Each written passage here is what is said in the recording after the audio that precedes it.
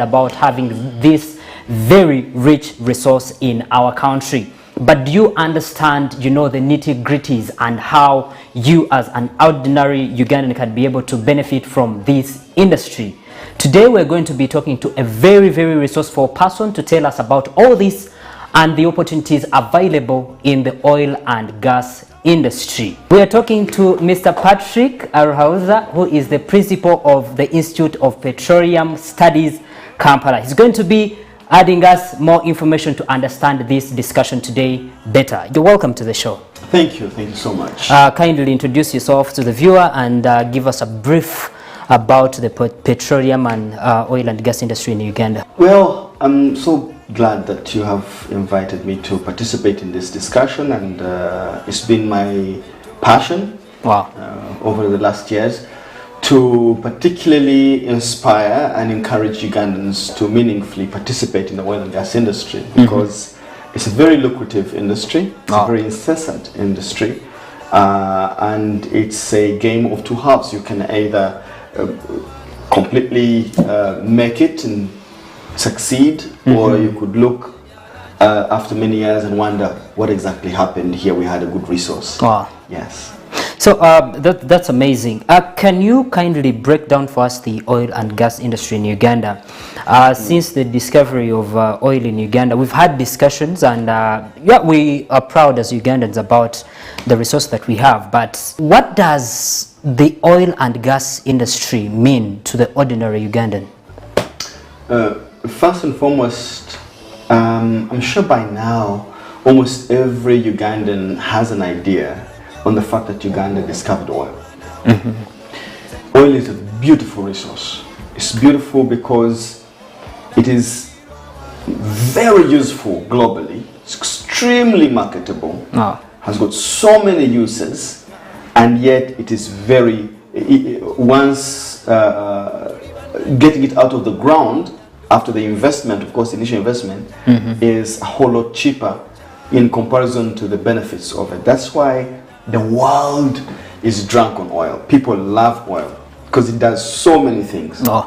It's not only for petrol and diesel and flying planes, but it also can be used to make plastics and to make bitumen, to make tarmac roads, to make fertilizers, to make CDs, the compact discs, and to do a lot of things. So petroleum products, the byproducts, especially if you have a refinery, are extremely many and so valuable.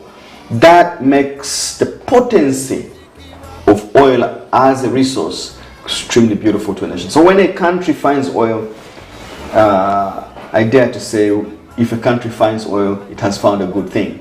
Amazing. Yes. So that brings me to a very important question that I'm hopeful many Ugandans out there would really like to hear. We are hearing that, we are in know that there is a pipeline being built for Ugandan oil to be taken to the port for refining, I think, is it? So is it not also the same way that you'll be taking away the opportunities that Ugandans will be benefiting from this oil? You talk about a number of products. It's good that you're breaking it down. Many people, when we talk about oil, they are looking at petrol, diesel, and stuff. But then we have gas and all that. So kindly break down for us the opportunities available in this industry that us as Ugandans can be able to benefit from. Okay. First and foremost, the opportunities stretch over a long period of time. Okay. The estimate of our current resource is about 6.5 billion barrels of oil, with about 1.2 billion recoverable, 1.4 billion recoverable, which means that's the amount we can be able to get out of the ground. That could take anything between 25 and 40 years if we find more oil, and depending on the rate at which we extract the oil. Now, what are the opportunities? The opportunities that are available in the oil and gas industry come in different... It's a value chain, is to say. Yes, of course, it's a value chain, but also they are zoned in different ways. One, there are opportunities that are direct to the oil and gas industry. For example, supply a rig, come and construct a well, come and handle the fluids in the well, do the cementing, or if you are a supplier of petroleum engineering services, the health and safety services directly inside there. So those are direct services and those are direct opportunities. Now the challenge with those, especially for us in Uganda, is our industry or our business, the scale of it is a bit too heavy for the majority of companies in this country. A single contract could have a cash call of $1 billion. Which a small company here in Uganda will not have. Practically impossible. Don't you think then that's a miscalculation by government? Don't you think they should have been able to empower these small companies to be able to... I'm coming to that. So those are the direct services that are available, direct opportunities. Then there are indirect opportunities. Indirect opportunities, for example, right now we are in the construction phase and your company is given a job to supply drivers or to supply cars, or to construct a road going to the oil area, or to lay a pipeline. These subcontract opportunities are very beautiful. They're still large, they're really big, but they have opportunities for partnership, for organizations to make groups together and consolidate capital and be able to be involved. So a lot of Ugandan companies have signed very, very lucrative deals that are going to be working indirectly as subcontractors around the oil and gas industry. That's a lot of money because they deal with skills that we currently have: engineering, surveying, construction, machinery that is not very difficult. Then, in addition to that, there is the induced ring of opportunities. Now that covers opportunities that are not necessarily going to be paid by the oil company, but they are created, catalyzed by the presence of the extractive industry in an area. For example, people who are providing hotels, people who are going to supply the food, people who are going to bring entertainment, people who are going to be and this is in great numbers. I'll give you some numbers. For example, to just construct infield pipelines that are going to be taking oil from the well to the central processing facility and maybe to the pumping station, which is going to move it to the international, the EACOP. Just the infield pipelines for one area could require about 10,000 workers. Those 10,000 workers live in a camp. In a camp, they eat 2 eggs every day. Wow. We need somebody to provide eggs for 2 eggs for 10,000 people every day. Can you calculate the business opportunity for that? A very big one. It's a huge, huge opportunity. So there are opportunities around the oil and gas industry. There are so many. You see, when you talk now, you give me a picture that there are lots of opportunities available for Ugandans, and I start asking myself, ain't you guys sitting on this information? Have you done enough to make sure that Ugandans are well informed, sensitized on the opportunities available, like you're talking about them now? Yes, I would want to believe that the Petroleum Authority of Uganda has really done a lot to sensitize. Okay. I have participated in a number of events and campaigns that I've seen that the Petroleum Authority pushing this information, not only here in Kampala and other parts of the country, but especially on the local communities that are the host communities that are going to be holding this industry there.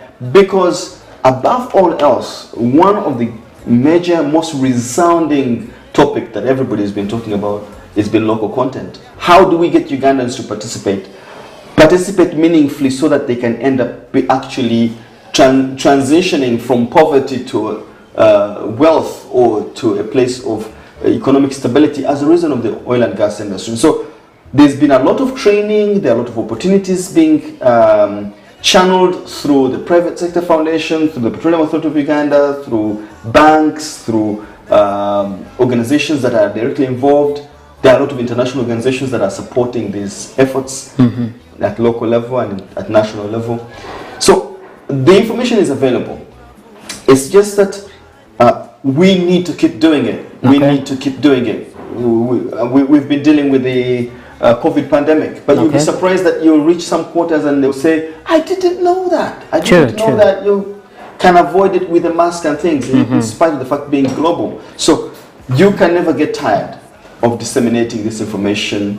On the challenging part with the industry is that this information is time bound. Wow. Yes, so once the construction phase is done, then there's a lot of opportunities that go with that. And then the opportunities that are left perhaps could be a bit more muted than we have at the moment. Yeah. It's lots of opportunities we're getting to understand are available in the gas and oil sector. But us as Ugandans, like I asked, do you really understand these opportunities, and have you positioned yourself right to be able to benefit from that? Now we're going to be, listening in from a number of Ugandans, young people, to really paint for us a picture. Do they understand anything about this industry? Are they ready really to benefit from the available opportunities? And what is their take on the whole industry? I'll be right back.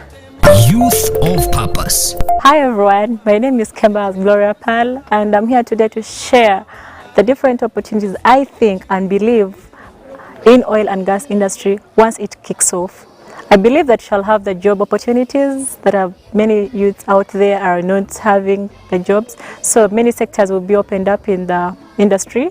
And I believe also that the prices of the gas, the oil and the fuel will also go down. That many people have been saying that because we are importing, that's why it's expensive. But I believe once we start extracting our own oil and gas, it will be on a low prices. And on top of that, so I believe that the relationship shall be having with other countries will be on a greater expense than it is now. Thank you. Hi everyone, my name is Catherine Babalanda.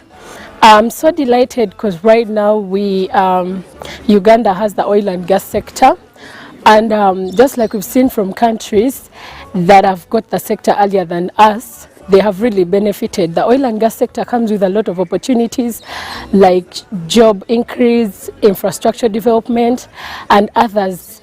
That is if we handle it well, because we look at countries like Nigeria, however much they got the oil and they have it in plenty, oil and gas sector has been a curse to them. There are very many poor people. So as Uganda, we need to position ourselves very well so that we get to benefit from this sector. Like we need to train our citizens and they get skills in that sector and the likes. Thank you very much. Hello everyone, my name is Martha Vamgarchira and I'm personally very excited about oil and gas in Uganda. It's an opportunity, but it also brings many challenges. It will all depend on how we treat ourselves, how we handle it, how we be informed. Because we have seen very many countries that have faced the Dutch disease, the resource curse, where oil comes and instead of making things better, things become worse. But I also know of countries that oil has helped, like Botswana. So I feel like as Ugandans, as youth, we are supposed to position ourselves in a way that we are ready for oil and gas, irrespective of our sectors, whether we did sciences or arts or whatever course we did. We can find information and, be strategic so that by the time the opportunities come, they find us ready. Because if we are not informed, if we are not educated, our country will go in the wrong hands and the oil blessing will become a resource curse. Uganda will be worse than it is now. But if we educate ourselves, if we inform ourselves, using social media, using schools, doing oil and gas courses, short courses, introduction of oil and gas, getting to know about it, being patriotic in that way. In conclusion, I urge all the youths out there, position yourselves, look for information in whatever way possible, leave WhatsApp, leave Facebook, leave slaying, look for the available information from Uganda Petroleum Authority, there are very many oil and gas organizations in Uganda that put all that information out there on social media.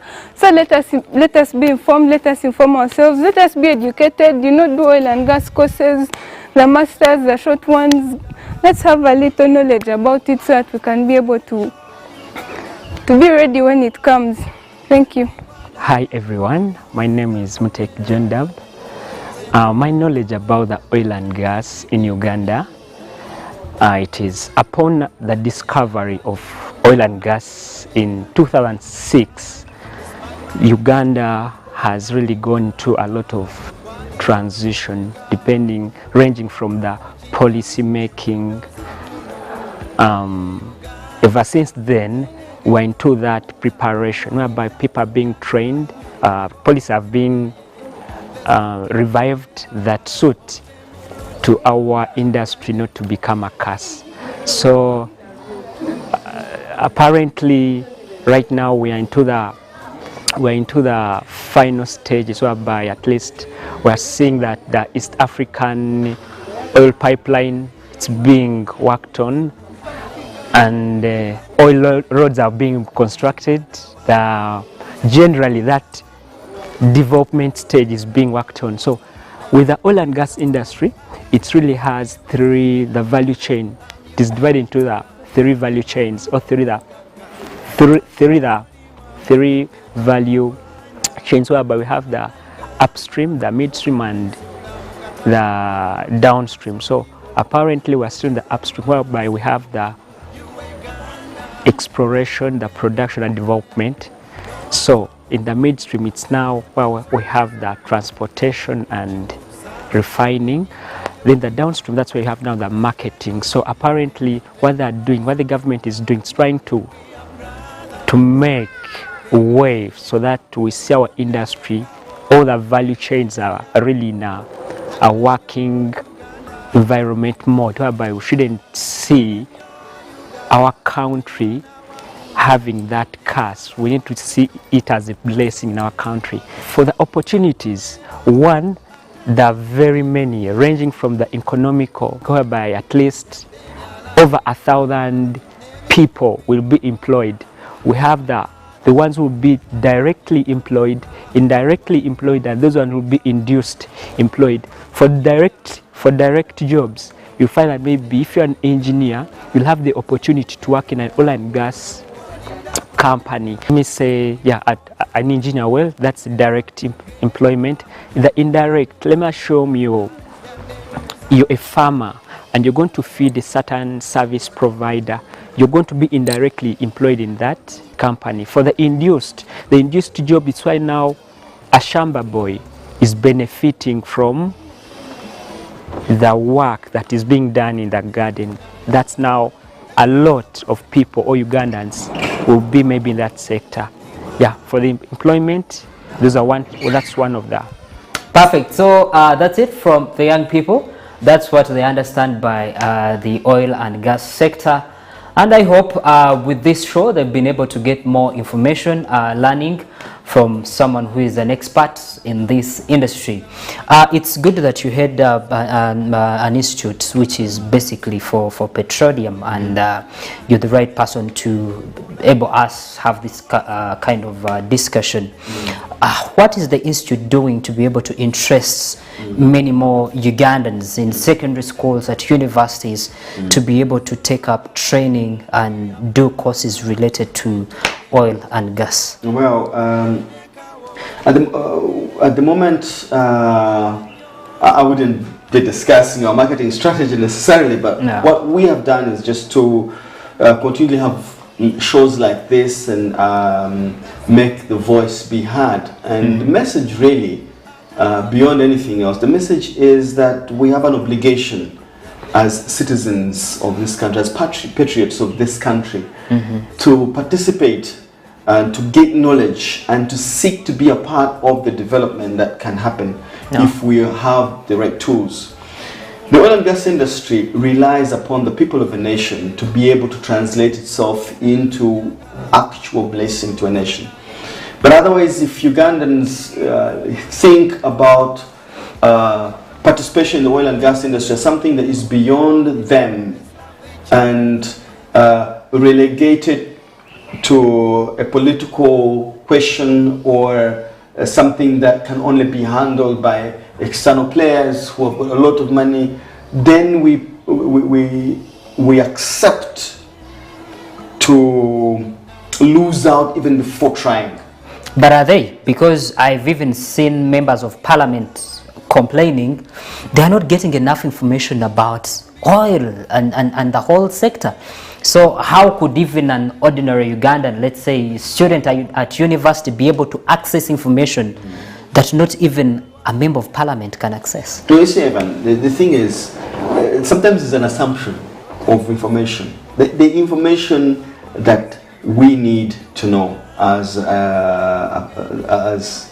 Ugandans in regard to the industry is available. There's nobody hiding any information. So what is not being put out is not supposed to be known? Not necessarily, I wouldn't put it that way. Of course there is proprietary information. Proprietary information refers to information that gives leverage to a company. For example, if I have a special recipe that I use to make my chicken, and that's what gives me money, so I don't want you to know that. Yeah. So proprietary information is not for public consumption. Okay. But general information that is regard to policy, there's regard to opportunities available, how to participate, what level of effort you need to put in, the kind of standards that are required. That information is available. Petroleum Authority of Uganda website, Institute of Petroleum Studies website, all sorts of organizations that are dealing in oil and gas, they've put this information out there. But beyond that, I think there is a communications office at the Petroleum Authority that has done a commendable job to make especially the aspect of opportunities known to Ugandans. There's a lot of publications that have been made, a lot of studies that have come out to make sure that people know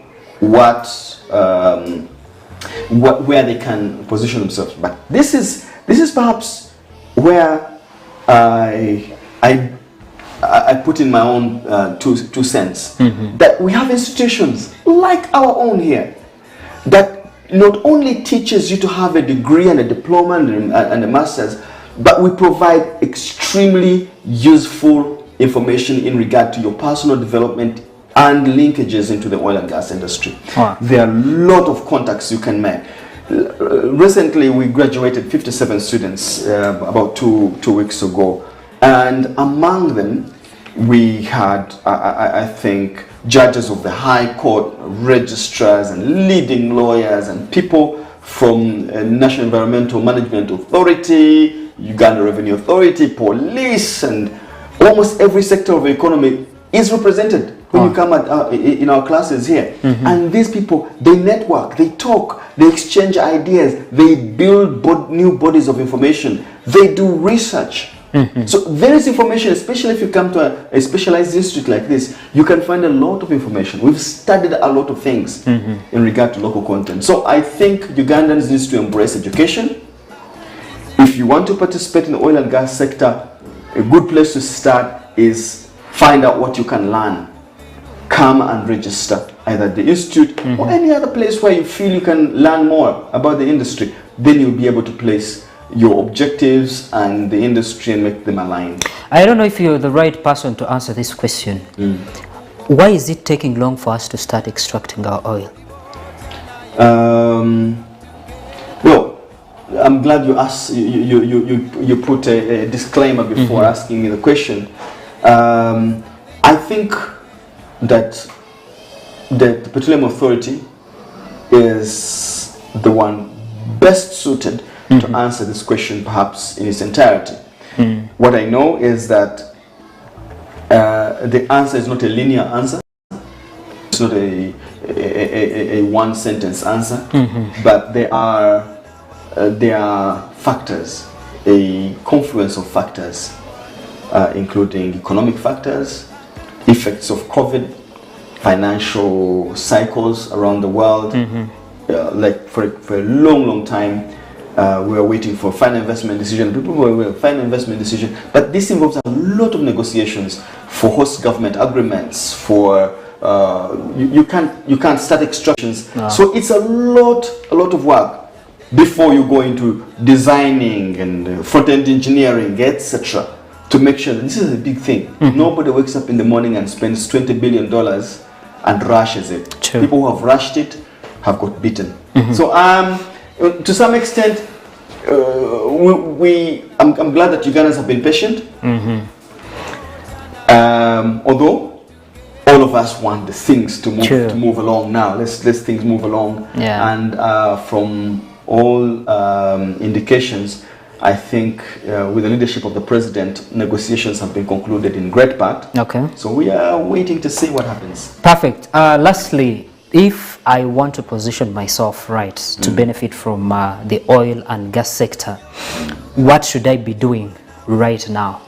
What should you be doing right now? As one, identify your leverage, identify your area of advantage, where and once you locate that, then seek out information where you can position yourself. So if you're an engineer, how should you be positioning yourself? I think if you're an engineer, number one, you need to update your credentials in regard to health and safety. You need to update your credentials in regard to international certification and recognition. Skill up, upskill. Wow. Yeah? Get yourself aligned, because when these people come to employ, there will be maybe 500 engineers who have applied for the same job. But what would bubble your profile to the top to be considered is the extra vavavoom that you bring on the paper. That, you know what, on top of that, I'm a member of the International Association of Special Engineers. Wow. That doesn't exist. I'm just giving an example. So you have extra certification, you have the extra knowledge that you have gathered, you've got done extra research. So skill up, beef up your profile so that you can be able to raise to the top when competition comes for work. Thank you so much, Patrick. Patrick Ruhauser is the principal at the Institute of Petroleum Studies, Kampala. He's been speaking to us about the opportunities available in the oil and gas sector. I do believe by end of discussion, you've been able to understand a thing or two on how you can position yourself right to be able to benefit from this sector. Not to just keep lamenting that, you know, I'm a Ugandan and as Ugandans we have oil. You know, if you're not going to benefit at least by participating, but also you have an opportunity to benefit from the value chain of this industry. My name is Ivan Tumukunde. I thank you so much for watching Youth of Purpose, a show that is brought to you by the National Secretariat for Patriotism Call Office of the President under the theme Uganda First. By understanding the better and the good resources that Uganda has and participating by making sure that you add on the GDP of this country is a patriotic vow. I thank you so much. See you next time. Youth